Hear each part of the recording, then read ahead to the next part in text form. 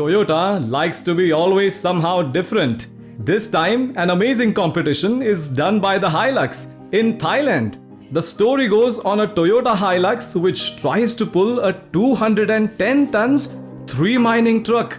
Although it's impossible, but Hilux examined its towing limits. Toyota Hilux is the best-selling pickup in the world. Should do something to impress the community and attract attention once more. So, Toyota Thailand managed a pulling competition for this truck against a giant truck.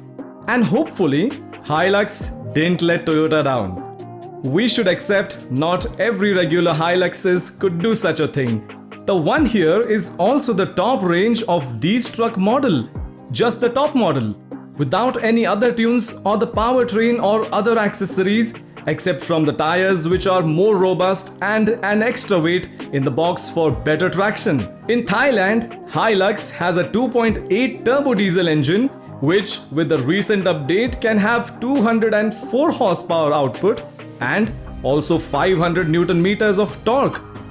Also, the transmission system is a 6-speed automatic one plus one reducer on 4x4 traction system as it's necessary for pulling things.